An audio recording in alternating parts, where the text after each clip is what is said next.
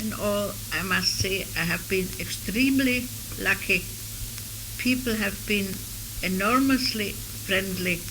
Even when we were on war work and things were rationed, people would invite us to share their meals in their houses. But when food and everything was very, very short, there was never any word of being the enemy, and people were extremely thoughtful and very pleasant. Gathering the Voices project is a unique project to record the testimony of Holocaust survivors who came to Scotland, who were victims of Nazi persecution in Europe and made a new life here for themselves, for their families in the future.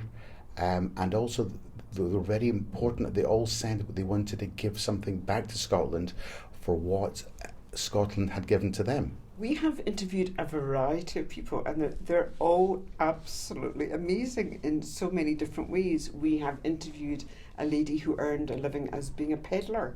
We've interviewed people who have become professors. We have interviewed people such as Howard Zingerman's mother, who was awarded the MBE for services for education about the Holocaust.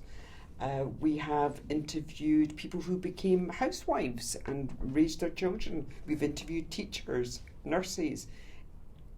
Everybody has contributed to Scotland immensely, but for a lot of the people we interviewed, they said this would be the last time they would actually say their story. In June of 1940, everybody who registered to return home to Poland was taken to a big cattle track train, and we were all transported to Siberia. Thousands and thousands of families, thousands.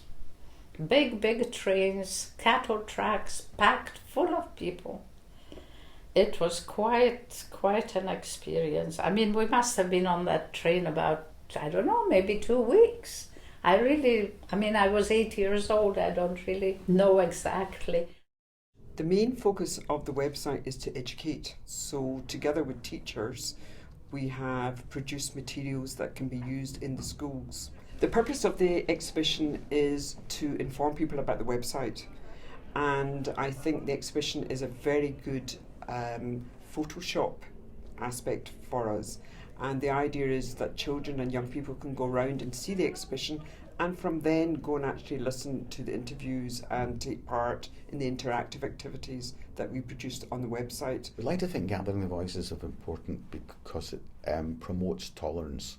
People are different, whether it's skin colour, whether it's race, whether it's religion, whether it's different background, etc. And we shouldn't discriminate against them, that we should welcome refugees into Scotland and give them the opportunity to settle, develop, create jobs and create a better society for the people of Scotland.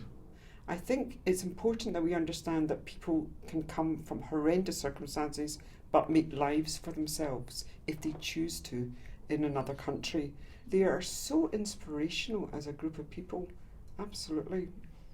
For your own children and your grandchildren now, some growing up in France, some growing up here, what do you want for them? Well, I just want them to be happy.